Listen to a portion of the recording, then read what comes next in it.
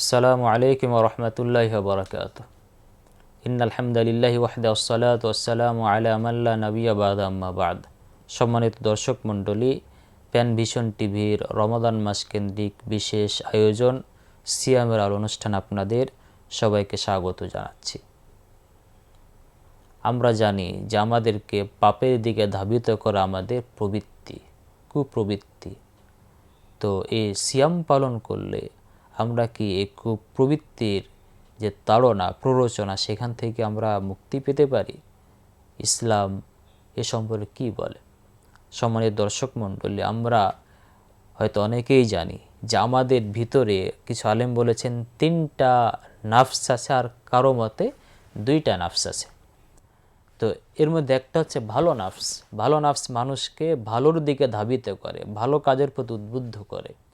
এবং আর একটা যেটা খারাপ নাফস, এটা মূলত মানুষকে সবসময় পাপের দিকে নিয়ে যায়। আমরা হয়তো যদি লক্ষ্য করি তবে দেখতে পাই আমাদের ভিতর থেকে মানে কিছু একটা জিনিস যেন আমাদেরকে বলে যে তুমি ভালো কাজ করো, ভালো পথে চলো, আর কিছু একটা জিনিস যেন আমাদেরকে বলে তুমি পাপ কাজে যাও। এই যে আমাদেরকে পাপের দিকে যেটা নিয়ে যায়, এটা মূলত হচ্ছে খারাপ নাফস। তো ইবনুল কাইয়িম রাহিমাহুল্লাহ বলছেন যে যখন বান্দা ভালো কাজ করে তখন তার ভালো নাফসটা আরও শক্তি পায়। মানে এই নাফসকে, যে 2টা নাফস আমরা বলছি, এই নাফসের খাবার দিতে হয়, একে পানীয় দিতে হয়। তো এই যদি এর খাবার হচ্ছে, ভালো নাফসের খাবার হচ্ছে ভালো কাজ করা, আর খারাপ নাফসের খাবার হচ্ছে খারাপ কাজ করা। তো কোনো বান্দা যখন ভালো কাজ করতে থাকে তখন তার এই ভালো আত্মাটা, নাফসটা তখন আরও দিন দিন শক্তি পায় এবং সে আরও ওই মানুষকে ভালোর দিকে ধাবিত করতে পারে বেশি। অপরপক্ষে কোনো বান্দা যদি ভালো কাজ কমিয়ে দেয় আর খারাপ কাজের পরিমাণ যদি বেড়ে যায়, তখন তার খারাপ নাফসটা শক্তি পায়, আরও বেশি শক্তিশালী হয়ে যায় এবং তার ভালো নাফসটা দুর্বল হয়ে যায় খাবার না পাওয়ার কারণে, যার ফলে সেই বান্দা আস্তে আস্তে তখন আরও খারাপের পথের দিকে ধাবিত হয়। তো এই যে আমাদের 2টা নাফসের যে একটা দ্বন্দ্ব, চিরন্তন দ্বন্দ্ব, তা আমাদের দায়িত্ব হচ্ছে যে খারাপ নাফসটাকে দুর্বল করা এবং ভালো নাফসটাকে শক্তিশালী করা।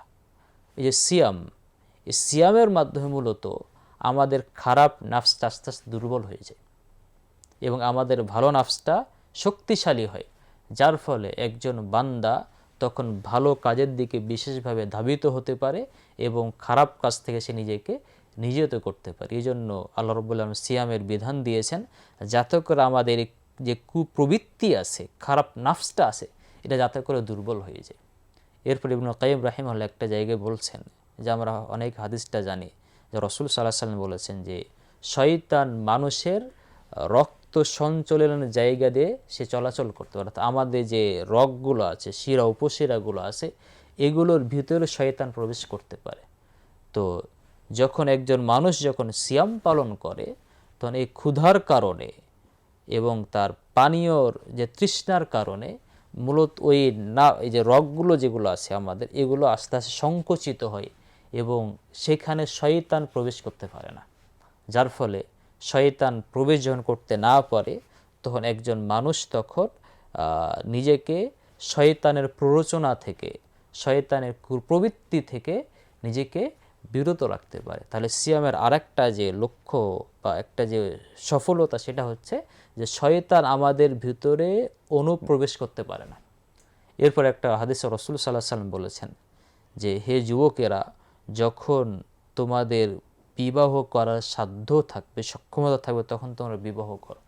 আর যখন তোমাদের ভিতরে বিবাহ করার সক্ষমতা থাকবে না, ফাআলাইকুম বিসিয়াম, তখন তোমরা সিয়াম পালন করো। ফাইন্নাহু বিজা, কারণ সিয়াম তোমাদের খারাপ জায়গা থেকে, খারাপ জৈবিক যে তাড়না থেকে, এই খারাপ জৈবিক তাড়না থেকে এই সিয়াম তোমাদের জন্য ঢাল হিসাবে কাজ করবে। তো এই যে একটা অন্যায়ের পথ, এই অন্যায় পথ থেকে মূলত আমাদের সিয়াম বাঁচিয়ে রাখে। অন্য একটা হাদিসে রাসূল সাল্লাল্লাহু আলাইহি ওয়াসাল্লাম বলছে সিয়ামু জুন্নাহ, সিয়াম হচ্ছে ঢাল।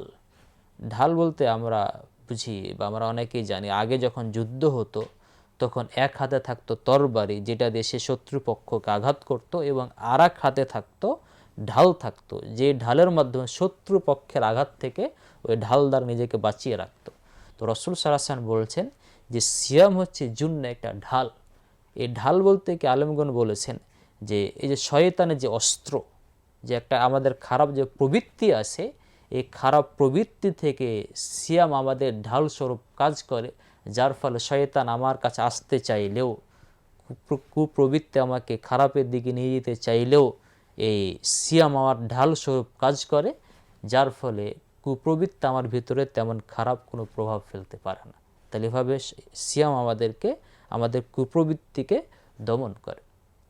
এছাড়াও রাসূল সাল্লাল্লাহু আলাইহি সাল্লাম বিভিন্ন হাদিসে বলেছেন যে যখন রমাদান মাস প্রবেশ করে তখন শয়তানকে বন্দী করা হয়, এরপরে জান্নাতের দরজা খুলে দেওয়া হয়, জাহান্নামের দরজা বন্ধ করে দেওয়া হয়, রহমতের দরজা খুলে দেয়। এই যে এতগুলো আয়োজন হয় রমজান মাস কেন্দ্রিক, এইটার পিছনের অন্যতম মূল কারণ হচ্ছে যাতে করে আমার যে খারাপ প্রবৃত্তি, খারাপ যে নাফস, এই নাফস যাতে করে দমন হয়ে যায় এবং আল্লাহর পথে যাতে করে সহজে মানুষ ধাবিত হতে পারে, এই জন্য আল্লাহ তাআলা বিশেষ আয়োজন দিয়ে থাকেন।